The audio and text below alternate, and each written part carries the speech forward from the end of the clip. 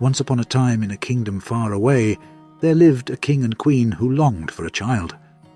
Their desperation only grew with each passing day, yet their prayers were unanswered. But one day, while the queen was alone in her room, a repulsive frog appeared as if from nowhere and spoke a cursed prophecy. He promised the queen that within a year she would give birth to a beautiful daughter.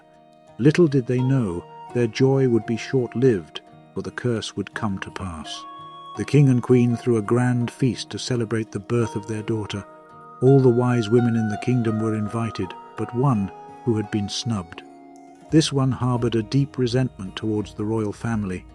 She used her vile magic to curse the princess, claiming that when the girl turned 15, she would prick her finger on a spindle and die a tragic death. The other wise women tried to counter the curse, but the damage had been done. A chill swept through the feast, and terror gripped the guests. The best the wise women could do was to change the curse to one of unending sleep instead of death. Determined to save his daughter, the king ordered all the spindles in the kingdom to be burned. Despite his efforts, the curse still found its way to the princess. On her 15th birthday, she stumbled upon an old empty room in the castle. Within the room stood an ominous spindle. The princess, curious, took the spindle into her own hands, but at that moment it pricked her finger. She fell into a deep, unending sleep. The curse spread throughout the castle and the city, and all who dwelt there were struck down in a permanent slumber. The thorns that had once been a harmless hedge now grew as sharp as knives, surrounding the castle and the city, hiding them from sight. Many years passed, and rumors spread of a sleeping princess locked away in the cursed castle. Brave souls, including many kings' sons, attempted to break through the thorn hedge, but were met with a gruesome fate. The thorns impaled them, and they died in agony, left to rot where they fell. Years later, a young prince arrived, determined to awaken the sleeping princess. He braved the cursed thorns, which twisted and writhed like snakes, trying to ensnare him. But he was determined, and as he reached the castle, he found it silent and deserted. The horses, dogs, and all creatures within the castle were frozen in time, trapped in their eternal slumber.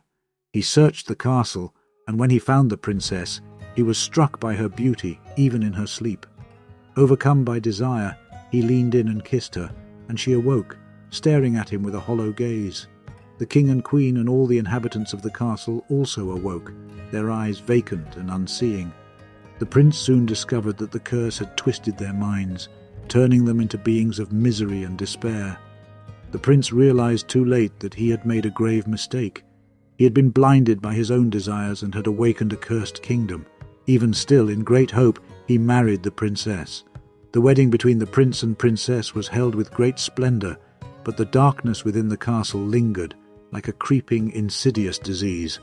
The curse had not been broken, and the price for the prince's selfishness was paid in full.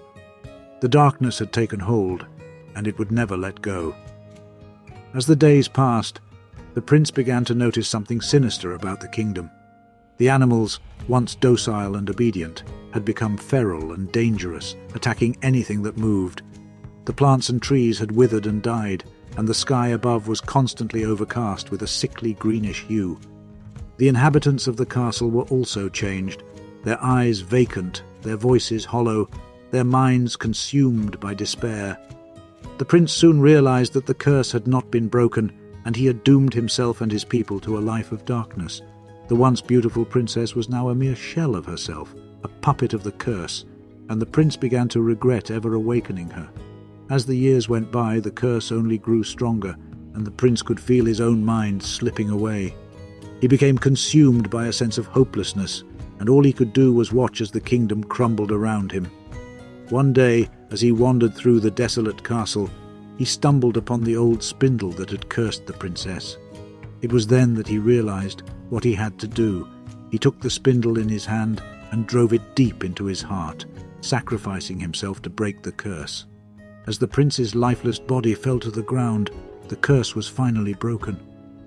The princess awoke from her despair, and the inhabitants of the castle regained their sanity. The plants and trees began to bloom, and the sky cleared, revealing a bright sun shining down on the kingdom. But the price for breaking the curse was high. The prince had given his life, and the kingdom was left with a haunting reminder of the darkness that had once consumed it. For whilst the kingdom has been restored, the animals had not.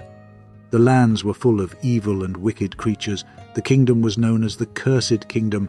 It was a place of legend and horror, a warning to those who dared to meddle with the forces of dark magic.